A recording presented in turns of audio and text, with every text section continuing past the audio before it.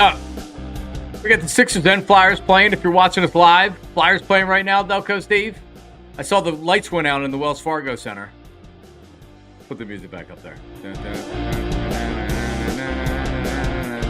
Sixers are playing. I'll be honest. When was it, on Sunday? I was watching Philly spring training over the Sixers. The Sixers, Bucks, and I was slipping back and forth a little bit, but Sixers were getting crushed. I think that was Sunday. Or that was at the Knicks game. Anyway, I chose Philly spring training over the 76ers. I want to feel good. Remember what Halle Berry said? Make me feel good. I want to feel good. 76ers don't make me feel good right now. Flyers losing right now. They're not making people feel good. They're winning 1-1. All right, well, listen. And then you had Howie, Roseman, and Nick Sirianni speak this afternoon. But hello, everyone, and welcome to the show. As always, I am brought to you by shopeverylittledetail.com for custom-made shirts of all types. Also follow on Instagram, Facebook. A lot of great stuff up there. We're gonna have some St. Patrick's Day hoodies that I'm gonna. They're designed. We're getting the merchandise, and then we're gonna make them. So coming up St. Patrick's Day, shopeverylittledetail.com. Check out the great Philly stuff on the site right now as well. So Howie and Nick spoke today. It's different for me now because I'm obviously not on the radio anymore. But like the urgency I kind of forgot about it until I saw oh, that's right, it is Tuesday and they are speaking today. But yeah, so they spoke, and I'm honestly I don't care to really dig that deep into it. Hassan Reddick may or may not be back with the Eagles. This is very much one of these football business decisions. He wants more money. He wants a new contract. Howie has to figure out if it's wise for him to give $100 million to a 30-year-old edge rusher that's really, really good. I don't know. I don't know if it is either. Will they trade him? Will they make him play under his final year? Golden Girls mug tonight. If you can see that, that means I mean business. I can't see it right there because this is almost it's not the travel mug, but it's like a 2.5, so it's a regular size mug, and then it has Blanche and Rose and Dorothy. I don't know why it does that. What do I got to do? Bring it up from this right here, or I got to bring it in from the side? I don't know. Whatever. Delco Steve. But yeah, they touched on some subject. They defended Jalen Hurts and his leadership style, and defended AJ, and but here's the reality. That they need better players on this team. I know Howie spoke about how James Bradbury is a starting corner in this league and he's going to be back and blah, blah, blah, blah, blah, blah. It wasn't that long ago that the word out there was James Bradbury is very much available via a trade, because my reaction was, yeah, good luck. The Giants, when he was a Pro Bowler, couldn't trade him. And that's how the Eagles got him on a 1-year deal. So, yeah, I bet he is available on a trade. So I know he is going to be back because there's cap implications if he doesn't come back. But so really, there was all that. They're at the combine. It is, they need to get better players. They need to draft some really good players this year. They need to make some trades. I really wish they would try to build something that was more sustainable. But Howie has shown that he is very good at going in and turning things around, and for 2-3 years it works, and then he's trying to do it again, and it feels like it's this year right now that he's trying to do it again. The more interesting thing to me of the day, and we're not going to spend a ton of time on this, but Marcus Hayes. And you know what, damn it, I wish it came from Jeff McClain. Eagles fans are going to say, F you, Jeff McClain, you're just making stuff up, blah, blah, blah. Right, same thing with Marcus Hayes. Marcus Hayes, F you, you're just making stuff up, or whatever. But Marcus Hayes in the Inquirer today, more or less, I'm just going to read some of it. I would share it on the screen, but I don't have the login information. I have somebody else's login information, but it's saved in my phone for the Inquirer, and it's not on my laptop here. But anyway, so Marcus Hayes comes on and says that Um, he starts off and he says, from locker room dissension to coaching malpractice to sideline shenanigans, the further removed from the late season disaster the Eagles get, the more issues surface regarding the collapse. Add this one to the list. Sirianni and his staff played favorites. If you were a second-tier player or recent addition, as the team staggered to its 1-6 finish, Sirianni and his assistants targeted you. But if you were Jalen Hurts, AJ Brown, or one of the legacy stars, your miscues went unmentioned or were excused. This information was offered unsolicited. I was asking an entirely different question. When asked if Brown's on-field conniptions and his 2-week media blackout were affecting the team, an accomplished veteran player replied, quote, I don't know about that, but I will say it doesn't help when they treat two guys different ways. And with that, he nodded at Hurts' empty locker. What about Brown? Yeah, I guess some guys can't do anything wrong. The veteran told me, I'm reading more from Hayes here. The veteran told me this after the Eagles lost at home to the Cardinals on New Year's Eve, and I was asked to keep it strictly off the record. However, as the discourse surrounding the Eagles' collapse mushroomed into an event, the veteran this weekend said his assertion could be used, although without attribution. When contacted, another veteran not only supported this accusation, but also expanded. So why was Marcus Hayes talking to this player this weekend? Again, probably because they were reacting to the AJ Brown stuff. All right, so everybody is going to say that Marcus is making stuff up and blah, blah, blah, blah, blah, blah, blah, blah, blah. I believe it.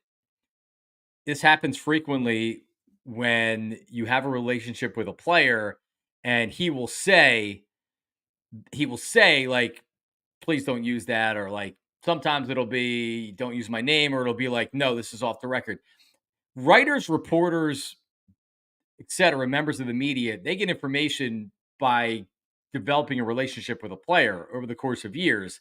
And they know that they can share things, and it allows you to form your opinion, right? Like, I can form an opinion on AJ Brown that says, like, hey, listen, like, I had heard that, like, him and Jalen weren't on best terms during the season. And I'm obviously, like, I'm saying that because I have heard that. And, so Marcus and Jeff McClain and a lot of the writers get stuff off the record and get stuff that they don't use, but that doesn't mean they don't use that to make an informed opinion. Derek Gunn, as Adam says here, absolutely correct. Like, Derek Gunn has great information. Now, I understand that Marcus Hayes people consider him sketchy.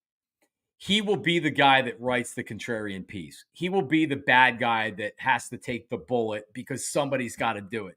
If you think people in TV and radio, one guy has to play one side, one guy has to play the other side, guess what? There's got to be a writer that's a dick that doesn't mind writing the contrarian piece. And that's what Marcus Hayes' role has become in Philadelphia. And I respect him for it. And, like, sometimes do I believe that, like, I'm just kind of like, well, that's BS or whatever. Like, I'm sure. I don't remember anything off the top of my head, but I'm sure he knows what he's doing. He's very talented, Marcus. So, like, I have no reason to believe that he is making things up. And this is something that, honestly, is anybody really surprised that Jalen Hurts and AJ Brown were getting treated differently? Like, the star quarterback gets treated differently, especially if he's acting like he should be treated differently. I don't know. Like, this is something that probably happens a lot on teams. Now, it's just it's a problem when you start losing games. And see, now you can kind of see what was going on. Was that if they're chirping to Marcus and they're chirping to other members of the media and they're complaining about the quarterback and the wide receiver, and they're like, well, listen, these guys are screwing up all the time, but they don't want to say anything to him. They beat up on us. I wanted to see if there's anything else from Marcus Hayes that was here.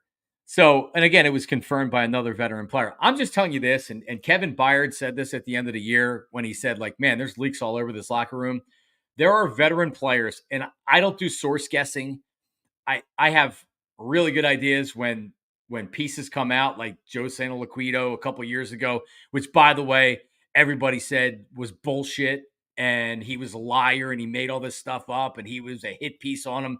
Then all of a sudden, a couple years ago, we forget, or like a year later, 2 years later, it's like, wow, he was really right about that. So like, I'm not, I believe the information. It's a matter of it's getting put out there by veteran players on this team that have a relationship with Marcus Hayes or whoever. And that's not a good thing. That's not a good thing because that's the way that they're deciding to put it out there. And again, if it comes out this week and he spoke to him this weekend, what happened on Friday? And we'll bring Delco Steve in here. What happened on Friday? AJ Brown called into WIP Afternoons, and it was the big story of the NFL on Friday afternoon. And now, now these veteran players are talking about AJ Brown having these different. So if I'm a veteran player that already has a problem with AJ Brown, and he goes on the radio, and it's like, who does the F does this guy think he is? Yep. That pretty much tells you that everyone in the locker room thinks it's BS, or the veterans in the locker room thinks it's BS. What AJ Brown said on Friday. Right. But so like Clark says, well, why did he wait if it was true? Because the player, according to Marcus's account, asked him like, hey, listen, I'm telling you this, but you can't use it. And then there is such thing as off the record. Like there is that does exist. Again, you use that to make informed opinions. When I this is what I learned about Howard Eskin working with him. He would say things and it would be opinion based, whether it be injuries or something like that. And then it would be like a couple weeks later, like, oh, what did he know? Yeah, because he knows stuff. It's off the record. And he can't. So people use that to make informed opinions without saying like, hey, I got info off the record. That's what reporters do. So they asked him not to do it. And just one more. But then again, if I need to read this again, he said that the guy reached out to him and said, hey, use it. So if a player told him don't use it and they said, hey, use it after AJ went on WIP, I'll tell you. So anyway, this is what happens when you have one of the biggest collapses in Philadelphia sports history, if not the biggest, Steve. And that's that. And what they need to do is they need to get in the free agency and the draft, and then they're going to have to deal with this in training camp. Just FYI, everybody, all the fans out there that are already tired about it. This is going to be the entire offseason. This is going to be training camp. Every player is going to be asked about it. Howie was asked today about Fletcher Cox and Jason Kelsey, and he more or less said he doesn't want to see them playing in any other uniform. So if Fletcher wants to come back, which I believe he does, it sounds like he's going to be an Eagle. Unless I thought he was gone. Outprices him. I thought he was gone by Carton. Yeah, I mean, well, that Howard said that. Howard said that he thought he was going to be gone. But anyway, this is where we are, brother. This is where we are. So yeah, this is going to be literally up until they leave for Rio or wherever it is in Barcelona or in Brazil. Yeah, I mean, this is going to be the story. Yep, it is. There's no one they can sign that's going to distract enough from it. There's no one they can draft that's going to distract enough from it. There's going to be nothing that excites this fan base enough to be like, oh, let's forget about what happened with these two over here. Yep. And until they get back in the season next year, they're gonna get it. They're gonna get it. Hey, Clark, have you ever heard of Bernstein and Woodward? Anonymous sources, right? Like this is what journalists have to do. Not people don't want their name put on the record, and this is sports. So this isn't obviously talking about Richard Nixon and the Watergate scandal, but still, like reporters are paid money to vet sources that are going to be anonymous or unnamed. Period. Now, you have to decide whether or not you want to believe them. And I will just say it again. Joe Santoliquito he had death threats because of a story that he wrote that ended up being true. So just keep that in mind. Not every reporter is out there making stuff up. Or I would say the majority of reporters aren't out there making stuff up. Are there some? I mean, okay. Are there other insiders that aren't even like a lot of these national insiders are just stating the obvious and putting it out there to like have talking points, right? I don't know, but yeah, reporters get used. These insiders get used by agents and by teams to put information out there. I'm not telling you that journalism is what it was 20 years ago, 30 years ago, even 10 years ago. It's different. But still, you can question Marcus Hayes all you want. What I'm saying is I believe it, and like I don't have any reason not to believe it. Now, here's the bigger picture of it. Does it really matter? Was that happening the year before? But they were just winning games. Was that happening when they were 10-1 and they were just winning games? The answer is yes. It probably was, and it just didn't matter because they were winning games. So exactly. yeah. So as long as they can get back to winning, everybody's going to be happy. But it is the veteran players on this team, the D Guns and the Marcus Hayeses and the guys that have been here for a long time, seem to be the one getting the best information. What does that tell you? That there's people chirping, and the fact that they wanted this put out there is very telling to me. That's very telling to me. Yeah, there's no, in my opinion, I don't think there's any way he went back to that player and goes, "Hey, remember what you said back in December? Can I use that now?" The player definitely, if this is the case, for my estimation, would be the player came back to him and said, "Remember that? Use it." Yep. That's how I would read it. Yeah, I mean, like, T.O. should be treated differently than James Thrash. A quarterback gets different treatment than the backup offensive guard.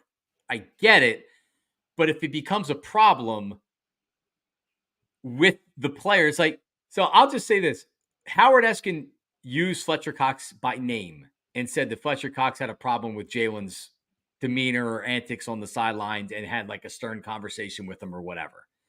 So now veteran players are talking to Marcus Hayes. Like, I don't think you have to be a genius to figure out who's probably talking to Marcus Hayes and the Derek Gunn, right? Like, I know some guys that have been around the team for a number of years that I've worked with for a number of years. I worked with Brandon Graham for 7 years. We did the Brandon Graham show for 7 years.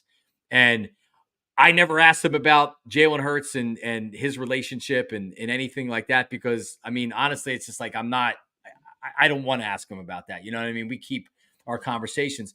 But also, I remember the one story that came out where it was right during their free fall.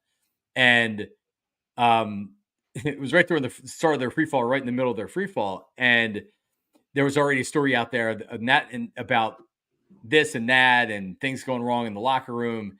And Brandon's reaction was kind of like, here we go again. You know what I mean? Like he had seen it before. And it's like, it's your worst nightmare. You start losing games and guys are already talking.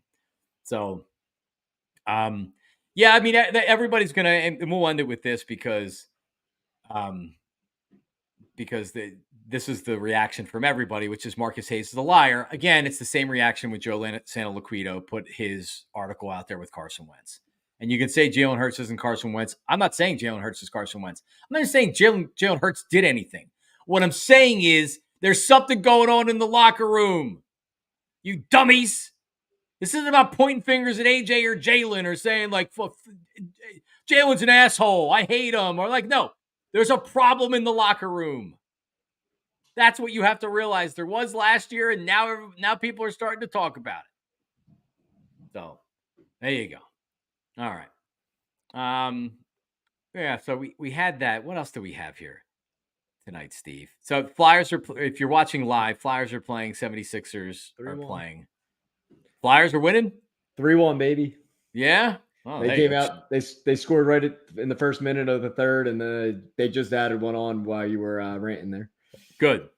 All right, so last night, I don't know how many people actually care or follow this. I would have thought you would have cared, being that you're a big Catholic League guy. But there was pandemonium at the Palestra. These are two of my least favorite schools that I played against in high school. So you went to Bonner. So before we play it, it's like give us the identity of each of the schools. So what is Bonner? Like if you went to Bonner, like what does that mean that you are? Are you guys like working class? Like yeah, probably. Yeah, we're definitely more so that than anything else for sure. Yeah. And then, don't give a shit about nothing. Roman Catholic you look at and they're like very regal and prestigious. They were like preppy. Preppy. I feel like a lot of the schools that I hated were preppy, like Judge, LaSalle, Roman, those kind of schools. Ryan, I didn't hate Ryan too much. We just always got I guess they were a lot like us, so we always got into tips with them in different sports. Huh. Well, so Roman Catholic beats Archbishop Brian. What about Wood? Or is that not like they're out in Warminster and you weren't really worried about? I only played them in soccer once, I think, and so they never even scratched my itch. But there was a kid I went to college with who I hated, and he went to Wood, so I would. They started producing NFL players, and out of Archbishop Wood, they became like a go-to for football. But anyway, so you had Roman Catholic and Archbishop Brian in the Catholic League title game at the Palestra. Pandemonium at the Palestra, Delco Steve. So let's go to the call. And this is my buddy Ari Bluestein's network. It's the SFBN, the Sports Fan Base Network. They do a lot of not only high school games, but they do some college games or whatever. And I did some work with Ari like 10 years ago, 7 years ago. And like the product he puts out is amazing. So they're live at the Palestra. They're at the championship game. Here's how it sounded. So Catholic's down because Ryan hits a 3-pointer with 8 seconds left to go. But then Cabe Gross hits a buzzer beater for Roman Catholic. Here's how it sounded on the Sports Fan Base Network. Still time. Sorber goes baseline. Everett for the lead. Bang! Bang! The clock still runs. Roman Catholic has one timeout. They don't call it. This is for the win. Yes! Yes! Cabe Goss! Roman Catholic does it again. Elation for the Kaolites and pure agony for Archbishop Brian. What a great call. And then he lets it breathe. Bob Long on the call there. Great call. Definitely a great call. And did you notice they were able to, people were trying to storm the court and they wouldn't allow it? That one dude got jacked up. He did. The one security guard was pissed. Yeah. Imagine just manhandling a 16-year-old and feeling like a badass about it. Well, he kept the players safe. More on that coming up in a second. Yeah. But man, unbelievable. What a finish. Lives up to a lot of these finishes have been like this in recent years. I just remember a lot of people that I knew were down there. My insurance agent Jay was down there. Kyle Pagan from Crossing Broad I saw was reporting from. He's a big Philly hoops guy. Another goal for the boys, for the Flyers. Well, they have this one wrapped up. Oh, John. 4-1, they're not losing. I'm about to bet the Lightning just because you said that. Okay, we'll do it. Then you'll lose. There you go. I got to counteract it. But what a game, man. What a game. That had to be electric. That had to be electric to be at. Yeah, the Palestra is, and they pack it. They pack the Palestra for the city championship and for that. And it was packed, and it was a hell of a finish. Imagine being, and I don't even know his name, and I guess this is making the point. Imagine being the kid that hits the three to put him up, only to put Ryan up, only to nobody remembers it because dude dribbles right down the court. And by the way, didn't use the timeout. How about that? Not calling a timeout, just going down. That's big cojones. Huh. Well, I mean, Larry Brown used to do the same thing with Allen Iverson. He would never want to call the timeout at the end of the game. He would just, he'd like, no, inbound it.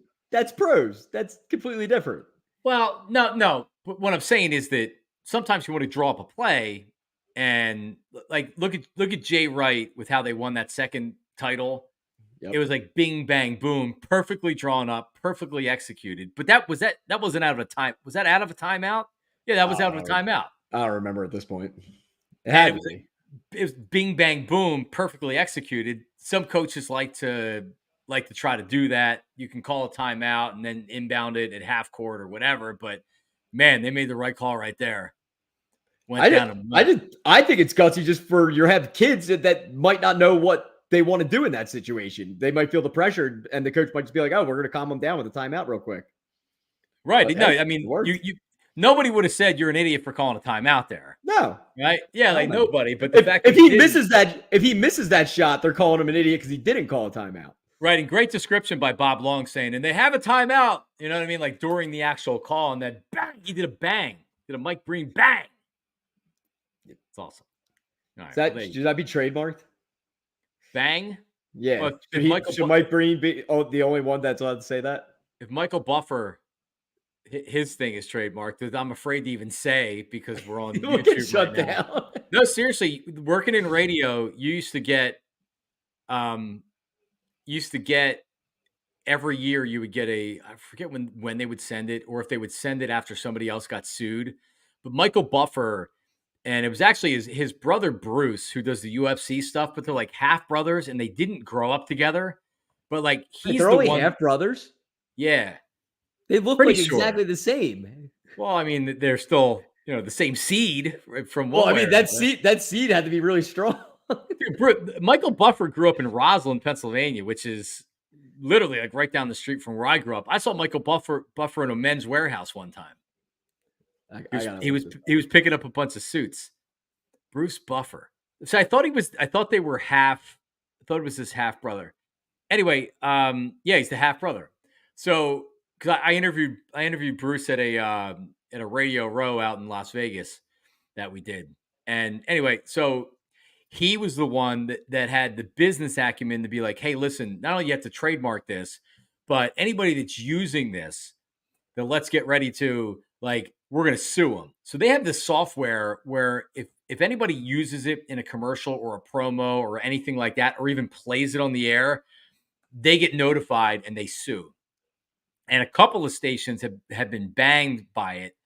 Do you remember Jock Jams? Are you old enough to remember that it was like a CD with all the different songs that you would get, like da na na na na na na hey da na na na na na na. Let me actually look up the Jock Jams. Is that like the now CDs? So it was Hoop There It Is, Tootsie Roll. Oh, I know the songs. I didn't know they were designated into one set.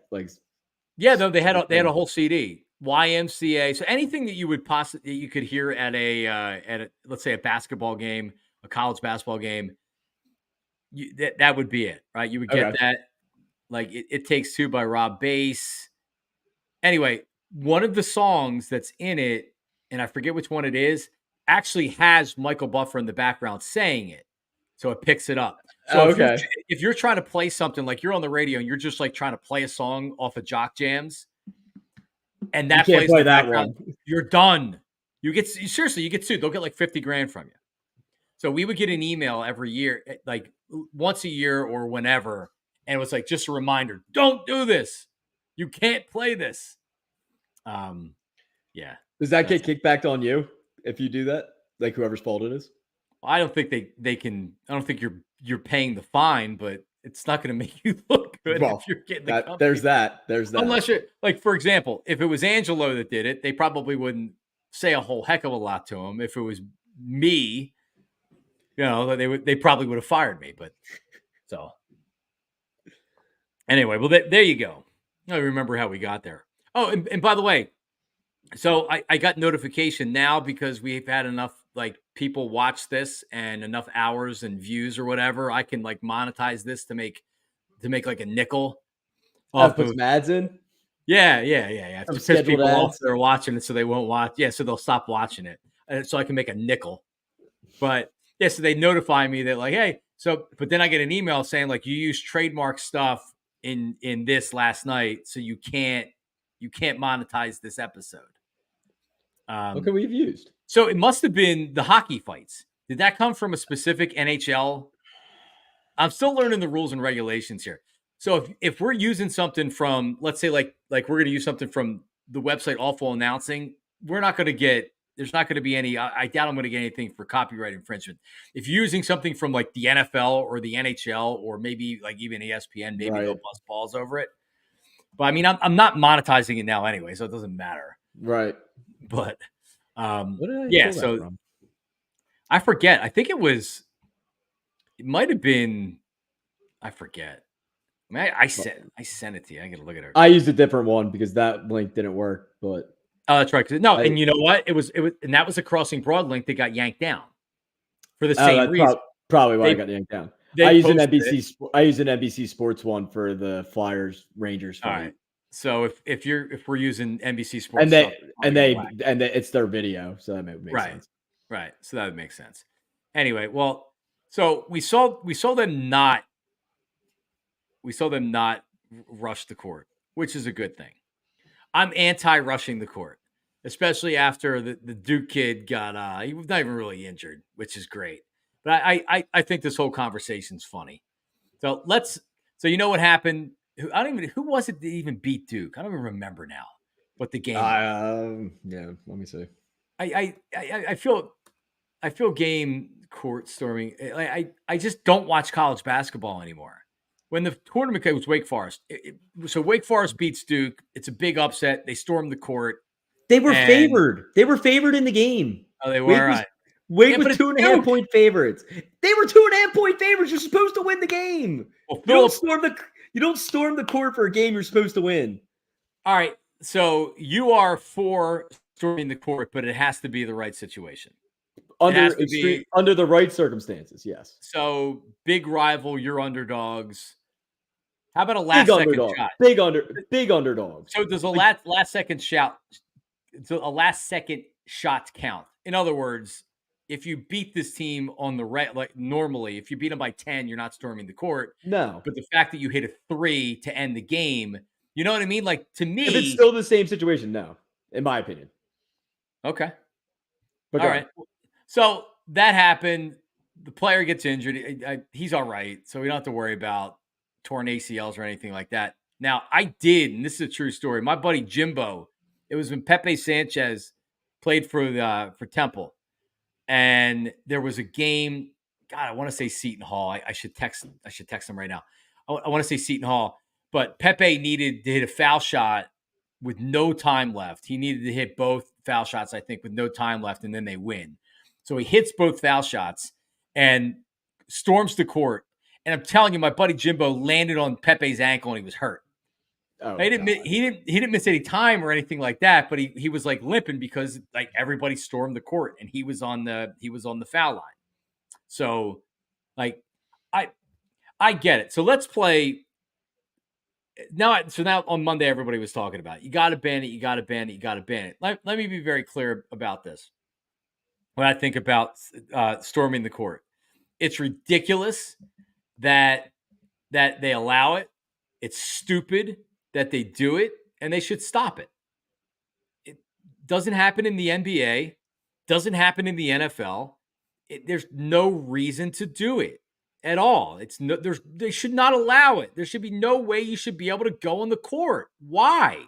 Makes no sense because it's college and they're college kids. These kids are getting paid. What are you talking about? Student athletes, my ass. Yeah, it's exciting. It's great. Stay off the floor. Stay off the court. Celebrate like you do at any other friggin' sporting event. By not, you're like, oh, and the field goal's good. The Eagles win. 60,000 people run on the field. Why not? Why not? If you can storm a court in I couldn't even imagine why can't you do it? Like, why can't you do it in the NBA? Joel Embiid for the Buster. Good. 21,000 people stormer. It's like 70. Storm the court. Why? Because it's college. It's stupid. And it's stupid they do it in college football too. It should not be allowed. They should stop it. That's my opinion on it. I could do it with or without it, in all honesty. It doesn't matter. But if it's allowed, I just think it's got to be. It's not allowed. All right, if they're going to let it happen, it's got to be in the right situations. That's my 2 cents. I respect your opinion that it can't be Wake Forest is favored in the game and they beat Duke and you storm the court. Like Purdue losing last year to whoever they lost to in the 16-1 matchup. The 16 seed team fans should get to storm the court for that. I'm all for that. No, it's ridiculous that they allow it, and we evolve as people. We evolve as a society, right? Like we get lamer.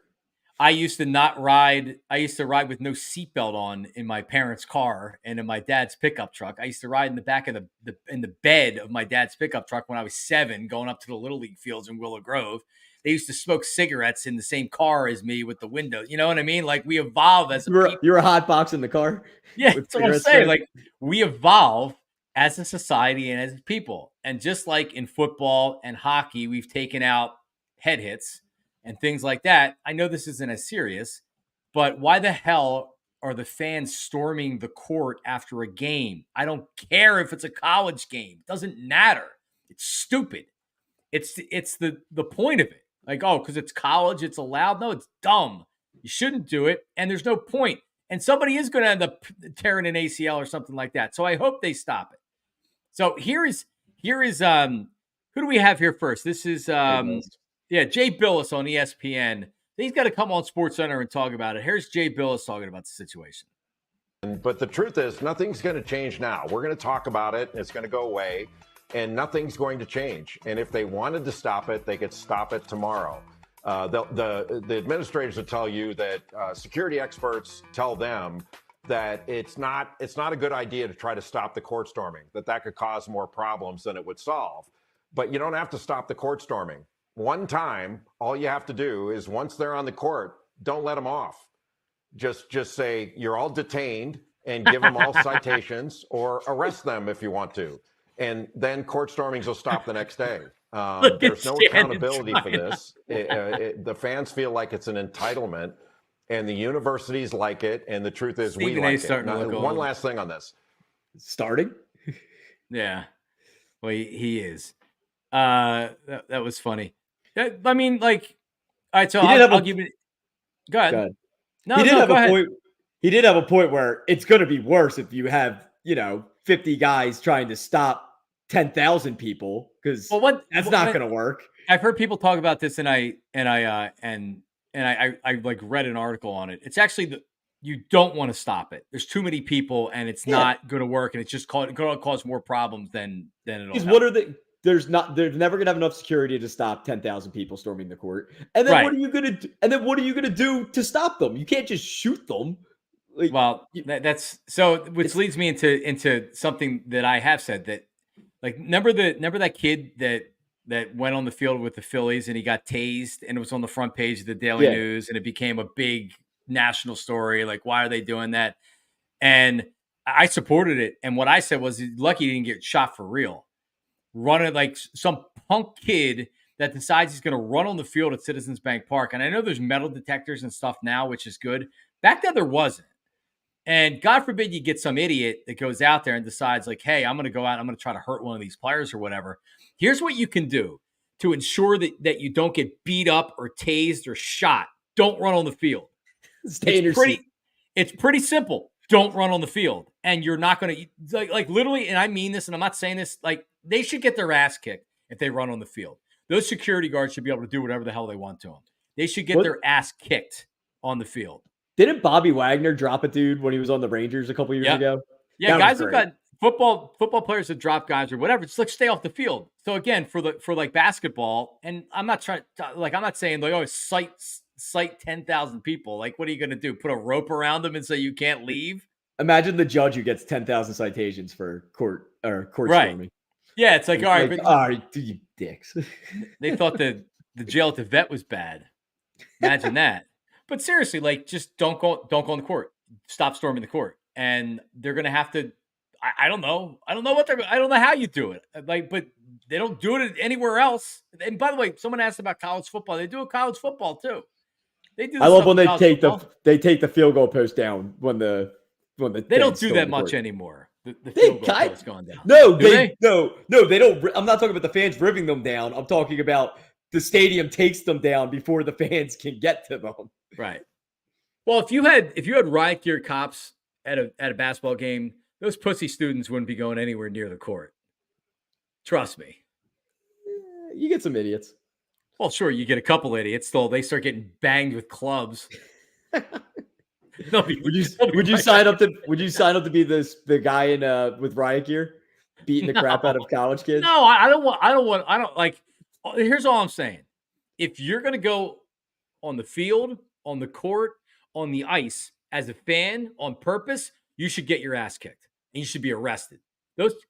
Those kids should know. Anybody that goes to these games, and we'll play Richard Jefferson in a second, who's saying you can't arrest 20,000 kids, but like if you go on the court, you should be arrested. So they should technically be arrested. The problem is you can't arrest them all. if you think about it, if any of these guys went on the court 2 minutes earlier, they're getting arrested. Right. Yeah, if there's 2 minutes left to go in the game and people run on the court, yeah, exactly. But the game's over, you're allowed to do it. So here's Richard Jefferson on ESPN, and it's pretty funny. He's reacting with Jay Billis said. Listen and watch. That's got to be the dumbest thing I've ever heard in my entire... Did he say detain 10,000 people? Did he say give 10,000 people citations? Me and Becky were talking before this because I asked the Hall of Famer Becky Hammond. So what do you think? She goes, if you don't make stupid rules, you don't have to enforce them. And that is silly. First of all, I get it. As an Arizona player, Duke players, typically the really good teams, I've had the court stormed on me 4 or 5 times. It's a part of it. It sucks. You don't want to see this. There has been things that have happened, but this is about college basketball. This is about college football. To say something, and I love Jay Billis, a legend in this game. That is asinine to suggest that, because for me, when you look at this, yes, get your players off the floor. We saw the situation with Caitlin Clark. However you feel, left or right about that, was it a little bit of a flop? Was it a little bit of an embellishment? I get it. But this is a part of college sports. It always has been. For what, 40 years, 50 years? You know what? Even in football, you're going to stop all the people from running on the field when Alabama loses to Florida A&M? Yes. No, you're not going to stop it. So figure out a way to protect your players. And again, we're talking about one situation, 2 situations over the course of how many court stormings. We get it. But let's not get old and get off my lawn, get a citation, let's arrest them all. Do we know what we're talking about when we say these things? Like, come on. To me. All right, Richard. Thank you. You know, what's with his shirt? Yeah, he was almost nude by the end of and you go in some... What is that? Wow, that's Castellanos would be impressed by that. Holy that's cow. low. That's low. Yeah, once you go half unbuttoned down, then you're really trying to say something. He must have, but even if he buttoned it one more time, it's still a little bit too much for TV. Yeah, it's still low. I respect him. Well, at least he didn't have like a big thing of chest hair coming out of it, like I would right now if I had the. Thanks for that image. Oh God, it's terrible. I definitely have to shave my body, but I'm trying to. You have the back shaver. I do have the back blade. Yeah, I don't use it. I endorsed it at WIP once upon a time, but I do have a brand new back blade and it works great. The back blade is this razor with this super long handle, so you can literally just be like, and you can get it too. Do it in the shower. It's awesome. You just scratch Nick Foles' face with that thing. I can make sure Nick Foles doesn't have a full beard. I just get my wife to before we go to the beach or whatever. I'll just get her to shave it. Like, yo, can you just shave the tattoo and leave the rest of it? No, shave the whole back. Nah. You gotta focus in on the tattoo though. I had one time I did it was an endorsement for a laser hair removal place in from like Warrington, and I went up there a couple times, and they're like, yeah. So like each laser that they hit you with, it feels like someone takes a rubber band and goes. Oh, that sounds like torture. So I'm driving. I was living in the city at the time. I'm driving a good 45, 50 minutes to get to Warrington. And then I'm going up there and I'm like, I don't even care if my back's really hairy or not. You know what I mean? Like, what do I care? And I'm getting tortured with these freaking laser hair removal thing. I'm like, I'm out. I don't care. I don't care about this anymore. It doesn't really remove it all the way. At least that's been what I've learned about the process. If it's coming back, I'm not going through any pain to get anything removed. That's for sure. Yeah, I don't care. Well, it's supposed to like thin it out and not make it as, which I mean, I guess it does. I didn't do it enough. I didn't care that much. All right. So let's, what else do we have here? Or are we just doing the cheap stuff? I think the cheap stuff is all you had left. Yeah. Well, I figured we would get some stuff off the Eagles or whatever. All right. So check it out. I got to play some background music for this, because this can almost be like a game show. How cheap are you? Because I would say, what do we want to use here? Let's use the dance pop. Let's see what this sounds underneath it. Let's try it. No, let's try this. No. Too slow. This works, right? Yeah. Feeding the ducks. All right. There you go. All right. So how cheap are you? And everybody in the comments, either live right now or if you're watching this after the fact on YouTube. Put it in the comments. How cheap are you? Delco Steve, do you consider yourself cheap? I definitely don't consider myself cheap now. But when you texted me earlier and asked me this, I started thinking about stuff when I was younger that would run through my head. I'm like, oh, I was pretty bad back in the day. But not anymore. You don't. So I have my quirks now, but not totally over the top on anything too ridiculous. All right. So, here's the question. Would you drive out of your way to get gas if it was cheaper than just going to the most convenient station? Yes. I just did that today. I had to go pick up some materials in Delaware. I stopped, got gas. It actually wasn't cheaper, but I thought it was going to be cheaper. And then I stopped at Total Wine and picked up alcohol because it's cheaper there than it is cheaper there for sure. All right. Well, that's also smart. Like, you're in Delaware, why not do it? So it's not out of my way, but it's also not towards the highway.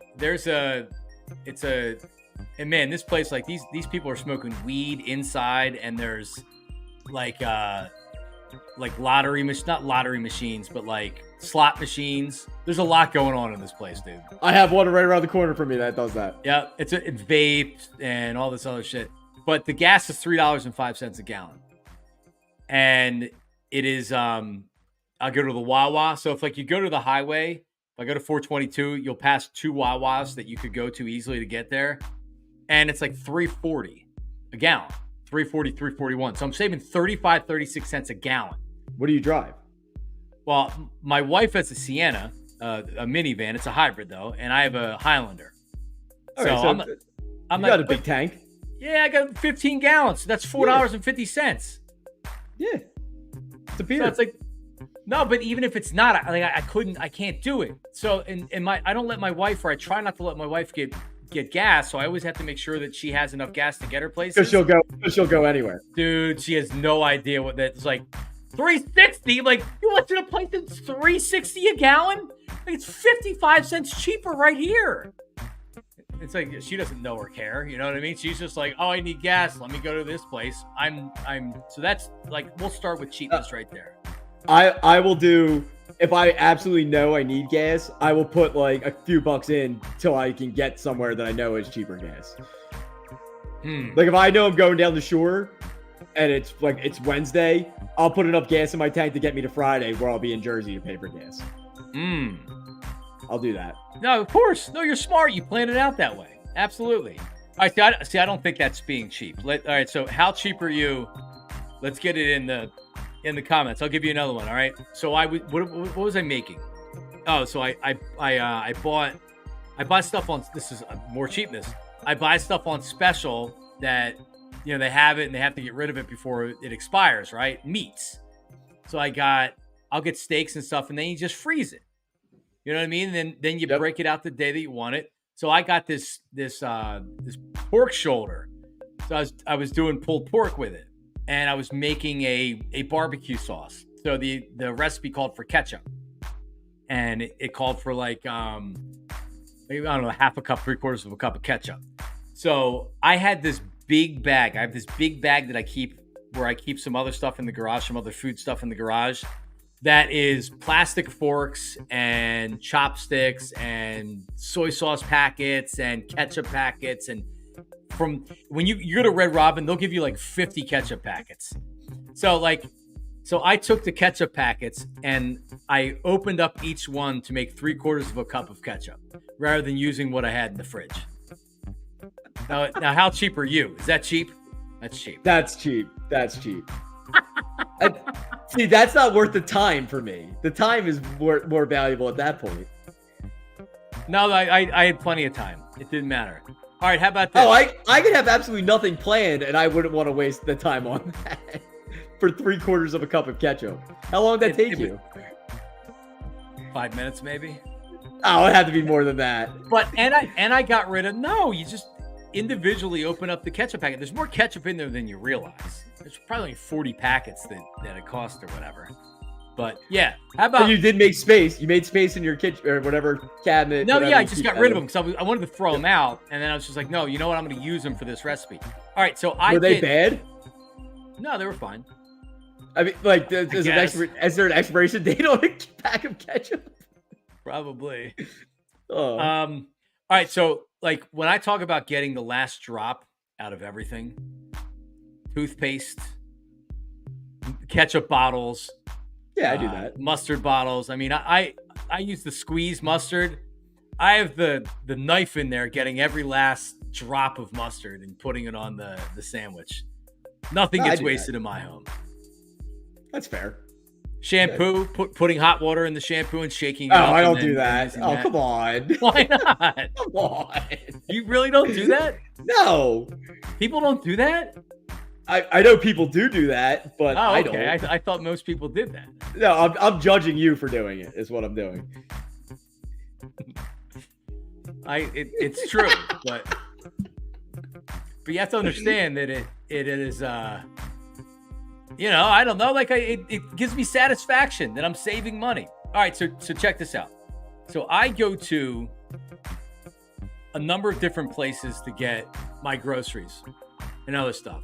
I go to Target, I go to Walmart, I go to Wegmans, which is like my home grocery store, and then I go to Acme occasionally.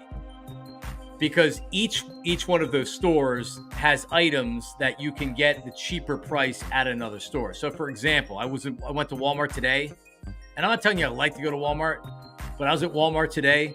Like, dude, I easily save $15 or $20 just getting the same stuff I would get at Wegmans, except I go to Walmart. And like you, I go to Walmart when I know I'm going to be where the Walmart is, so I plan my trip around there. And then I'll save like $20 just on granola bars. On those flip cup Chobani yogurts, it's friggin' giant. They're $2 each. At the Walmart, you get them for $1.19. 80 cents. You go through 10 of them a week, that's $8, dude. So that's how cheap I am. That's like, it's like frugal, not cheap. Smart. It is frugal. I get it.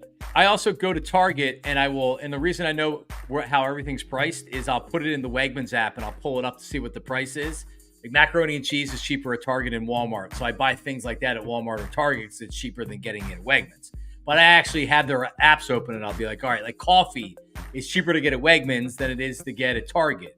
I get the Dunkin' Donuts, the big family thing at Dunkin' Donuts. It's cheaper at Wegmans than it is at Target. So anyway, do you clip coupons, Steve? Not particularly, but if I come across them and it's something I know I'm going to use, like that I buy on a regular basis, then yeah, I'll use them. 40% off coupons at CVS. They send you one a week. So I'll kind of plan my week around that. I get one of them. You planned a week about going to CVS. True. I'll get the 40% off, and my wife will be like, "Yeah, I need, like something," and I'll be like, "Okay." She said, "Well, get it at Wegmans." I'll be like, "Oh, they didn't have it," even though they did because I go to CVS. So they save 40%. Hey, you get 40% off of something that costs money is legitimate savings. Yeah, definitely. But when you brought up the apps, this is something I do every weekend. I price shop Uber, Lyft every time. Like, obviously, that's a smart thing to do. I'm going to the same place if one's $20 and one's $25. One's cheaper, $5. That's good work. But my thing is, if I'm coming home from the city or something like that, and I get an outrageous price, like say I get like a $60 Uber charge, or I'll be like, I'm not going home now. I will sit here on the until curb it's $20 until it drops, or I will go get a cheesesteak and spend the money on a cheesesteak, and then by the time I'm out done eating the cheesesteak, the Uber drops, and I spent the money on the cheesesteak instead of my ride home. Well, listen, Yawn, you may think you know what you're talking about, but trust me. And you're not wrong about CVS being overpriced with some things, but that's why you have to make sure that you're using it correctly. That you're not buying something that's inflated and more expensive, because they are typically more expensive than other places, but with 40% off, like you have to. You got some leeway. Yeah, and you get the extra bucks rewards. So what did I get? I had like $13 in extra buck rewards, and I had the 40% off coupon. I was like, bam! I don't buy any of that stuff in person. The only stuff I buy in person is food. Anything else is Amazon. I will refuse to stop and buy deodorant or body wash or shampoo. Like, I just Amazon. Everything's Amazon. Send it to my house. And you're getting great prices on Amazon too. I buy Monster in 24 packs on Amazon and have them delivered to my front door because they're significantly cheaper than anywhere else. And I don't have to carry the 24-pack anywhere. I just have to bring it inside the house. Poor guy's got to drag it up to my front door, but I don't have to do anything. Amazon has changed the world. It really has. I don't know what the hell we did before Amazon. We had to go to stores. Now you really don't have to. I'd be miserable 15 years ago if I was living by myself then. All right, so check this out. One of the reasons I was at Walmart today was I had a $10 diaper coupon that I got from Pampers Rewards. So each sleeve of diapers that you get, there's a little sticker and you scan it. And, on an app? On your phone? It adds up. Yeah, absolutely. And it adds up. So I had like at one point $60 worth of rewards, and I've been knocking it off $5 and $10 at a time. At Target, you can get the $5 off, but nobody has cheaper diapers than Walmart. So I got the big pack today at Walmart and the $10 off coupon. Which brought it down a lot. So I use rewards on everything. Panera, Pampers, what were we talking about before? The burger place that I go to, Red Robin. I am, I got Dunkin' and Qdoba are my two rewards. Honeygrow. Oh yeah, Dunkin's rewards are good. Starbucks, the star system on Starbucks. See, here's the thing. I spend money on Starbucks and all these other things. I just like to accumulate everything. What was the last one I had here? Oh, did you clip coupons? You already asked me that. No, not really.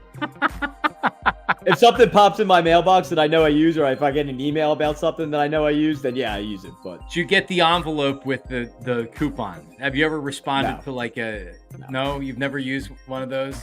My dad's probably rolling over in his grave right now, and by that I mean down at his house, being like, I can't believe he's saying he doesn't use coupons because he loves coupons. Does your dad loves coupons too? My dad loves coupons. I can't get enough. Sometimes you get really good deals. Now you may go a month or two without getting anything, but then when you see that manufacturer coupon like Splenda, like $3 off Splenda, it's like, no, get out of here. $3 off Splenda, boom. You know what I mean? Then it's like it makes your day.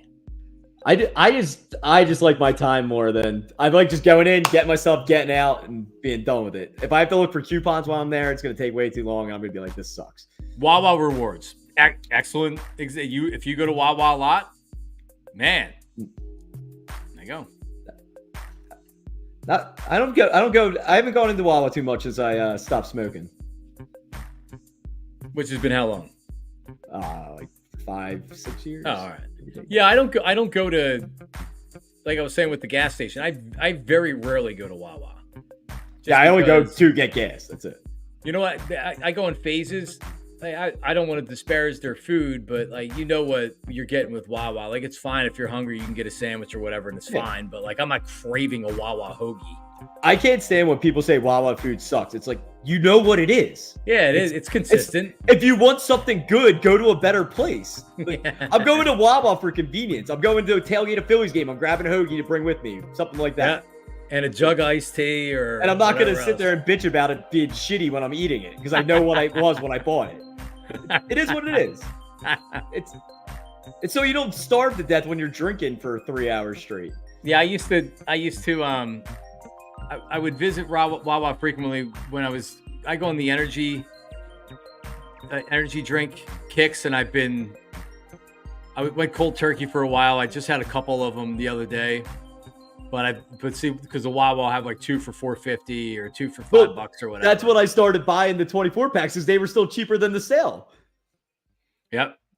It's because I was doing the same thing. I was going to Wawa and buying like 4 of them for like, oh, I'm getting a deal, and then I'm like, never mind. Well, yeah. Amazon's better. I remember when Wawa you could actually get sliced deli meat, sliced cold cuts at Wawa. Yeah, you could go in and get a pound of turkey. It's a deli. Yep. Oh my God. Wawa pizza, have you had it? I never ordered one, but I've had pieces of it, and usually like not fresh, so can't really give a good judgment. All right. The first Wawa is actually right around the corner from me. The first one? Oh my God. Well, it's not there anymore. Where the original one was. Is it not there? No. Nope. It's a bank. Really? Yep. You would have thought they would have just kept it there to keep it there. I think they tried to make it a museum, but didn't work. No, people just don't care that much about it. I mean, who's going to go to a Wawa museum? I don't know. All right, so next thing we're gonna do is we're gonna do Bobo or no Bobo. Like, can you like, for instance, you could do I got Bobo it. mustard, but you can't do Bobo ketchup. Can't do Bobo toilet paper. I would never do Bobo toilet paper. Back to bathroom conversation of people's jobs. I judge people on their toilet paper when I'm at their house doing work. Oh, for sure. If I'm at like a nice house, like people that have money, and you have Bobo toilet paper, I'm judging you harshly. For sure. That's I buy it now. It's Wegmans, but it's also it's just as the good nicer as Wegmans, right? But the Charmin's too soft. You know what I mean? Like I don't even think it's any cheaper than the Wegmans. The Wegmans toilet paper is actually better. So because I think one time sometimes Target has those deals where it's like, buy $100 worth of these things, you get a $20 gift card. They do it with diapers all the time. Spend $100, they give you $20. I'm like, why? How can I pass that up? Even if I don't need the diapers, I can't help myself. The $20 gift cards, I can't. It's irresistible. I can't stop it. So there you go. What's Bobo toilet paper? It's single ply. Yeah, like you get a drop of water on it and it disintegrates. Yeah, in your butt. Yeah. Yeah, like typically what you would get at a business or like a factory or something like that. They're not worried about the quality of the toilet paper. They're just worried about having toilet paper. That's it. Yeah, okay, if I'm in dire situations, I'm not judging. Let's put it like that. Right. Yeah, you're not going to use your stock. All right, well, there you go. I have a story, but I can't say it here. Sure you can. Otherwise, why would you say it? What's the story? It's terrible. Senior year of high school, we were going down to the electric factory to... Oh, this is so bad. I can't believe I'm telling the story. We were going down to see Angels and Airways at the electric factory. My buddy was supposed to be picking me up.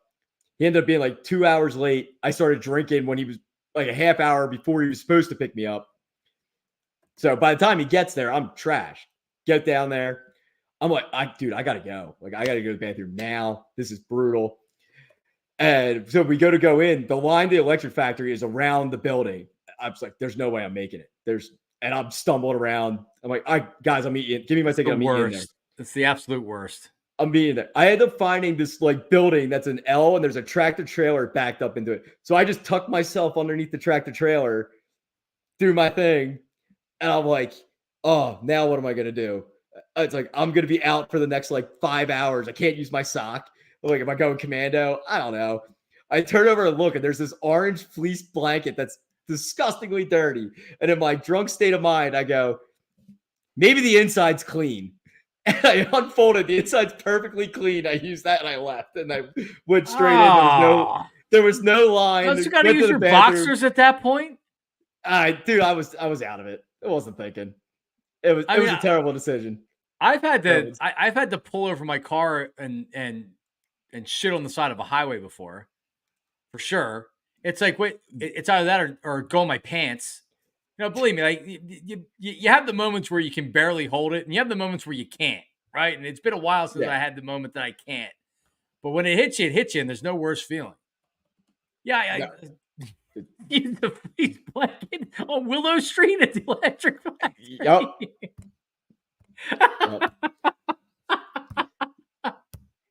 Well, I guess in the moment you panicked. Oh, I so panicked. I 100% panicked.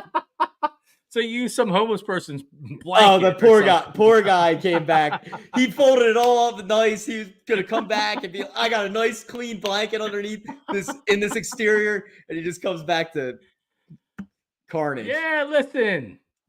You did what you had to do. Shit happens. Literally. What was the concert that you were going in and seeing? Remember? Angels and Airwaves.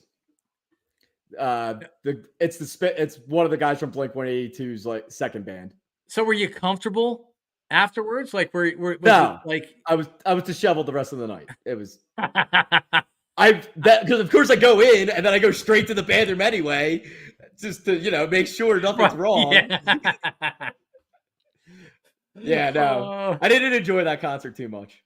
No, And then obviously I'm walking around blacked out, wasted when I wasn't planning on being that drunk. So, well, that's why they call you Delco Steve. That whole story right there. yep, that's why I said I can't believe I'm telling this story. All right, I didn't want to steer into the skid for these guys anymore.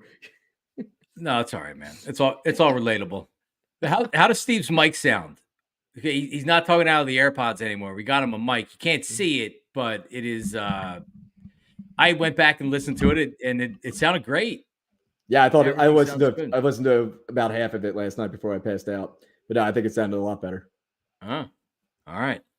Well, there you go. All right. Well, dynamite show tonight there, Delco Steve. A lot of hard hitting content. Oh Christ! I'm gonna hear about this one, I'm sure. Yeah. All right. Well, subscribe at John Marks Media if you want to see Steve not tweet. Gallo 3310. You want to see him squat. S Gallo 33, and that's for Brian Boucher. That is like so cute. Every time I see it, that you have the 33 for Brian Boucher. Yeah, buddy. And what's the 10 for? No, that's just another number. And I also graduated high school in 2010, so that works. Yep. Oh, 20. Vince, I'm not going to tweet just because you keep asking me, Vince. Yeah. He's enjoying the content. Everybody loves when you talk about bowel movements. All right. Everybody, thank you for watching. We'll be back soon. Subscribe and follow at John Marks Media. We'll talk to you later. Peace. See ya.